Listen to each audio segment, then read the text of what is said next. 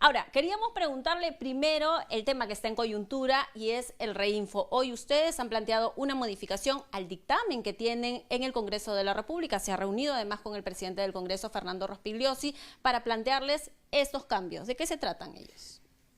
Son varios los puntos, pero en realidad se pueden resumir en dos fundamentales que se podría decir que son no negociables. El primero es que solamente se puede postergar el Reinfo por un año, para que no sirva para los mineros ilegales, puedan seguir utilizando este instrumento que en realidad no ha sido diseñado para ellos, sino para la minería artesanal y para la pequeña minería. Y lo segundo es que no regresen los 50.000 mineros rechazados, porque muchos de ellos en realidad no se dedicaban a la minería o que no tenían ninguna intención de formalizarse, solamente de enriquecerse. Por tanto, lo que se tiene que hacer es aplicar el sentido común para tratar de favorecer a los pequeños mineros y a los mineros artesanales que sí pueden lograr cumplir los requisitos del Reinfo, pero no más. Pero el dictamen del Congreso plantea la ampliación de 2 años. ¿Qué pasa si este es el que aprueban? Nosotros hemos sido muy claros. Nosotros trabajamos de manera coordinada con el Congreso, así como con el Poder Judicial. Pero si lamentablemente no toman la posición del Ejecutivo, que es una posición razonada, fundamentada, vamos a vernos obligados a plantear una observación a la ley para defender a la sociedad en su conjunto, porque tengamos en cuenta de que quienes están aprovechando desde la minería ilegal del Reinfo son en realidad una ínfima parte de la población. La inmensa cantidad de los electores, ahora que ya entramos en campaña electoral, están en contra de que la minería ilegal continúe contaminando los ríos, dañando el medio ambiente, provocando delitos colaterales como la trata de mujeres, como el crimen organizado, incluso la tenencia ilegal de armas, o sencillamente pauperizando los pueblos en los cuales esta minería ilegal acrecienta su riqueza. Ajá, ministro, pero ¿y qué va a pasar con estos 50.000 mineros informales o trabajadores de la minería informal que han sido excluidos del Reinfo justamente, pero que el proyecto de ley del Congreso está planteando que retornen, que sean incluidos nuevamente en el Ellos Reinfo? tienen como todo peruano, tienen la alternativa de presentar una reconsideración y cumplir los requisitos establecidos o cambiar de actividad. Como cualquier peruano, no pueden realizar como medio de vida una actividad ilícita, perjudicando al resto de peruanos. Toda actividad económica en el Perú tiene que ser una actividad ubicada no solamente en las normas legales, sino en la conveniencia del resto de los peruanos, del resto de los ciudadanos que conformamos una nación. Toda actividad económica, desde la del presidente de la República hasta el último de los peruanos, el más joven de los peruanos, tiene que estar siempre ubicada en un objetivo, que es el bien común. Ahora, entonces, ¿ustedes se ratifican en que van a observar la ley si se aprueba por 2 años la ampliación del Reinfo? Exactamente, y así como otras de las condiciones que consideramos indispensables. Ahora, permítame cambiarle de tema. Se viene un proceso electoral bastante complejo, además, por las 39 agrupaciones políticas que están participando en ella, y en los últimos días hemos visto algunos ataques a candidatos. Por ejemplo, el presidente del Jurado Nacional de Elecciones planteaba que se adelante la seguridad para los candidatos presidenciales, que se entiende se oficializa el 23 de diciembre, pero se ha pedido que se adelanten las medidas de seguridad. ¿Ha evaluado el Ejecutivo ello? Está en evaluación, pero hay que tener en cuenta de que, primero, no se sabe realmente quiénes terminan siendo candidatos presidenciales y quiénes tengan que resignar sus aspiraciones lógicas en virtud a su intrascendencia en las encuestas. Eso es lo primero. Lo segundo es de que la persona que fue objeto de un aparente atentado, en realidad estaba sola, no estaba en acto de campaña ni en acto político, y ella misma ha declarado que no existía un móvil político, sino al parecer un problema de índole delincuencial común. Incluso hubo gente que adelantó la idea, la hipótesis, hasta ahora no demostrada, de que había un conflicto de tierras en esa localidad y el fondo de la persona estaba inmersa en este conflicto. Hay varias hipótesis, pero ninguna en cuanto a un hecho de campaña. Claro. En el Perú, en realidad, los hechos de violencia en campaña han sido bastante pocos, felizmente. No estamos a la altura de otros países donde la violencia política ha ocasionado no solamente una confrontación ideológica, sino muertes, asesinatos, etcétera. En el Perú, la confrontación esencialmente es por posiciones políticas de coyuntura. Nosotros somos un país muy poco ideologizado. Pero hay una ola criminal que sí afecta a nuestro país y en el cual sí podrían estar inmiscuidos algunos candidatos o siendo víctimas de, en general, la inseguridad ciudadana, ¿no? Efectivamente, tan pronto se comience a oficializar, tan pronto sea necesario por sentido común proteger sobre todo a los candidatos principales, aquellos que tienen mayor posibilidad no solamente de vencer en las elecciones presidenciales, sino también la de incorporar al legislativo una bancada, van a tener que contar lo antes posible con una protección.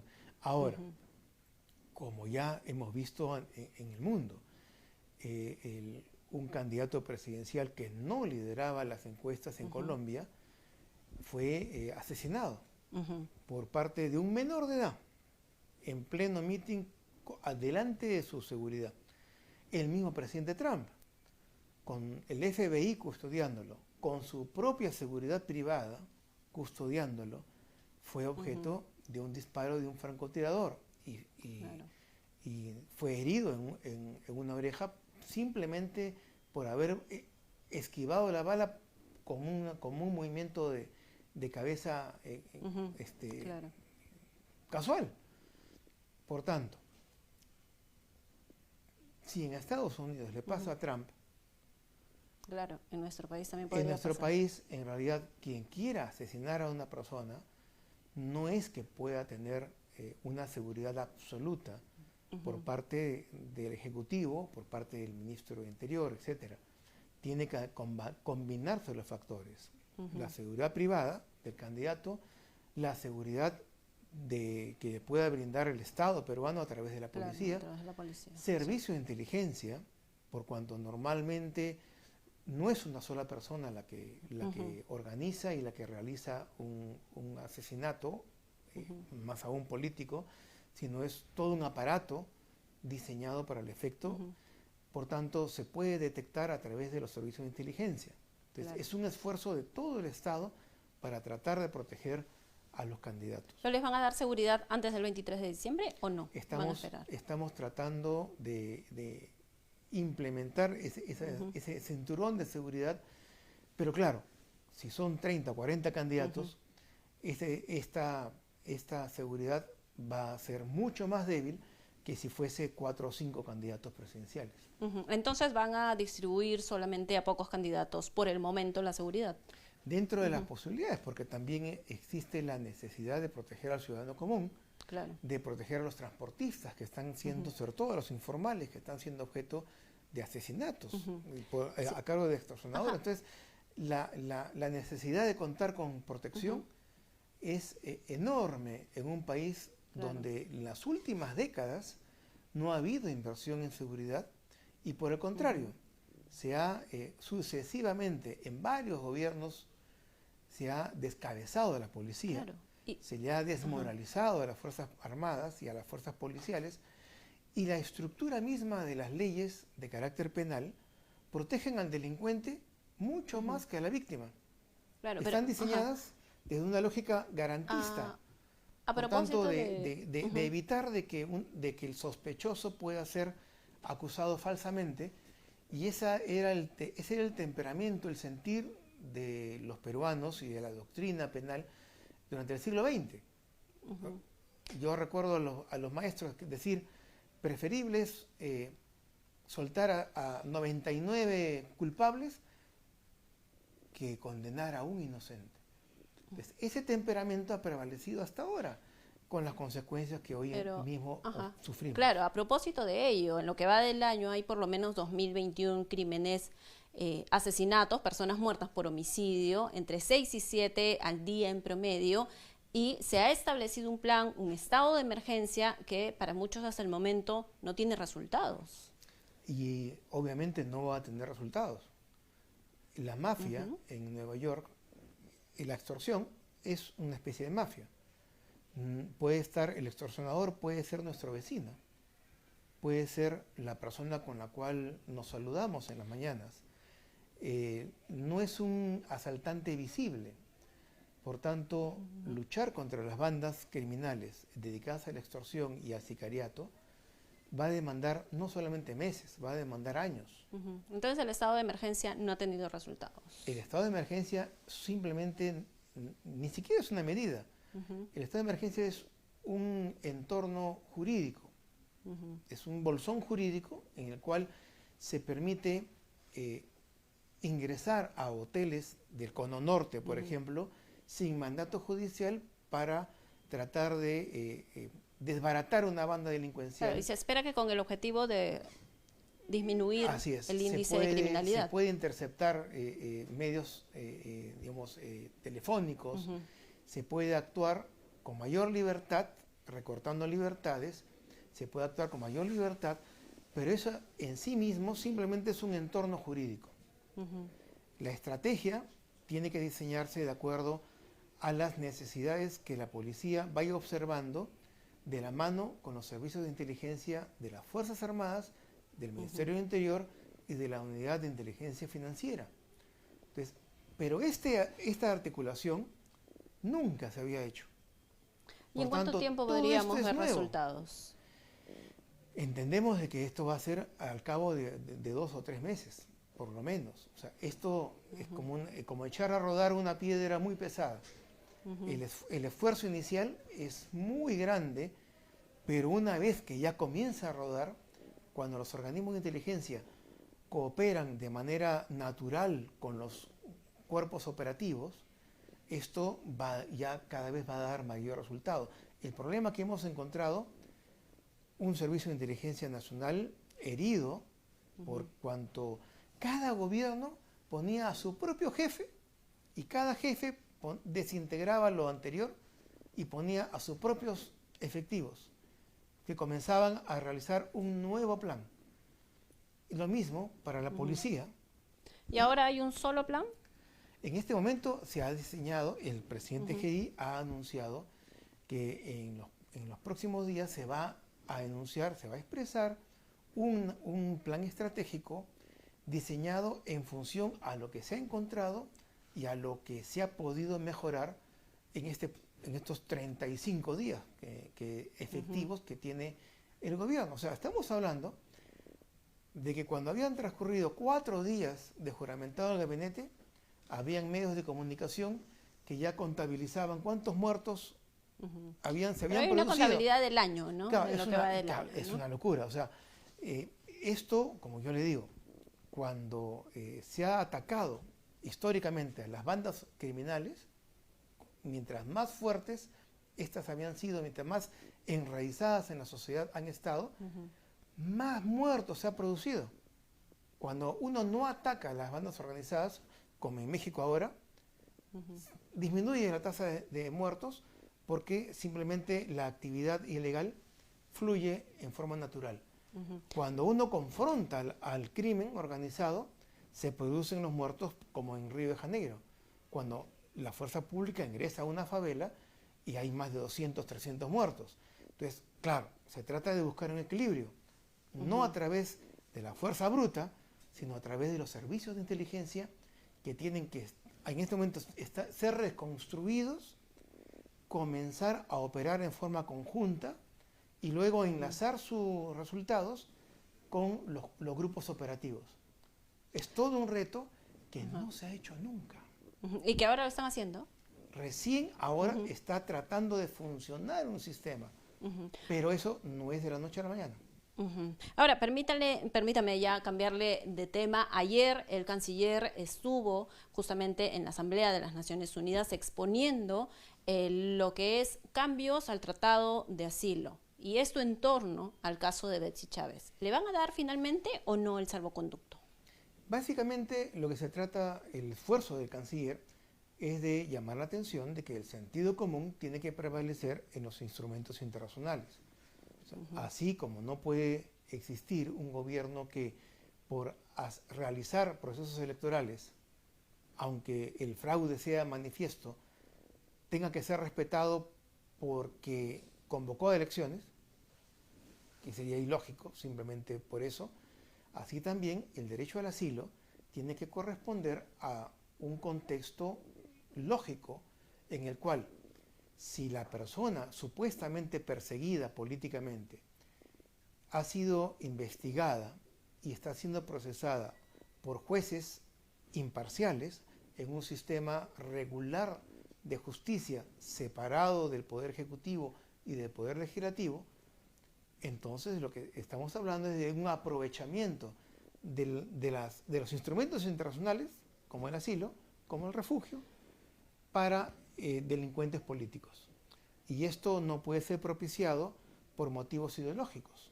El Perú no puede, por el simple hecho de tener una ideología determinada su gobierno, no puede amparar a criminales de Estados Unidos, ni a criminales de China, ni a criminales de Brasil. Ahora, pero el canciller Hugo de Sela ha recibido cuestionamientos de algunos países de la región también, no solo del propio México, sino también de Chile, por ejemplo. El problema es de que la ideología prevalece sobre el derecho.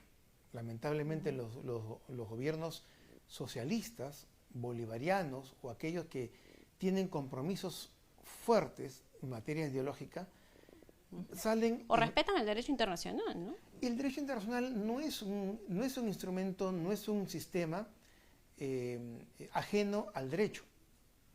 Precisamente el derecho es la consecuencia normativa del conjunto de valores que entendemos por justicia. Pero no puede haber un derecho divorciado del sentido de justicia. Ahora el canciller ya expuso el planteamiento de cambios al Tratado de Asilo, que es el Tratado de Caracas, pero ustedes en su comunicado, la Cancillería en su comunicado señaló que una vez que planteen estos cambios, iban a evaluar darle o no el salvoconducto. ¿Ya planteó los cambios? ¿Le van a dar o no el salvoconducto a Betsy Chávez? Tenemos que ver los resultados. Los resultados del planteamiento del canciller tienen que observarse al cabo de estas semanas y si todo sale de una manera correcta, la Asamblea General de la OEA va a efectuar estos cambios, que no tienen que ver con una ideología definida, sino que cualquier país, por más posicionamiento ideológico que tenga su gobierno, debe conceder el asilo de la mano con la interpretación que puede realizar el país que está buscando a la persona judicialmente, incluso de terceros países, de terceros estados, que puedan compensar ese afán o de perseguir o de proteger de manera injusta. ¿Y qué pasa si no acceden a estos cambios? Porque ya muchos analistas han señalado que estos cambios no tendrían o no prosperaría el planteamiento del canciller Hugo de Sela. ¿Qué pasa si no acceden a estos cambios? ¿No le van a dar el salvoconducto? Habrá que evaluar primero cómo se produce este proceso de toma de decisión. Nosotros esperamos que se produzca de la manera más rápida y de la manera más lógica. Lo que se está pidiendo es simplemente incorporar criterios de justicia y de proporcionalidad a los instrumentos internacionales. Finalmente, presidente del Consejo de Ministros, ¿ustedes esperan acabar el gobierno con el presidente José Gerí? Esperamos que sí, por el bien del país, de que se den unas elecciones imparciales, en condiciones de paz, de tranquilidad, que los electores elijan correctamente de acuerdo a su perspectiva ideológica, a sus necesidades, y no en función del marketing político, de la propaganda. Y si no fuese así, también estamos llanos a seguir construyendo y seguir propiciando que el siguiente quinquenio sea un quinquenio de desarrollo económico y de prosperidad y de seguridad sobre todo. Claro, pero para muchos un poco el marketing político lo hace el presidente Gerí, ¿no? Porque recorre calles, hace requisas en los penales, pero no hay resultados efectivos, ¿no? No es marketing, él lo hace realmente. O sea, no es que se haya filmado caminando 2 cuadras rumbo a un penal. Con un estilo de camisa remangada. El tema de Gerí es que es lo que parece. Él es un personaje político por esencia, desde las juventudes de su partido. Él es una persona formada en política y que no cree en la labor de oficina. Entonces él, si cree que hay crimen organizado en las cárceles, él impulsa a que los mismos ministros vayan con él a las cárceles y logra un efecto importante, que los agentes penitenciarios y que la policía, las comisarías, los cuerpos policiales, la inteligencia, comiencen a trabajar.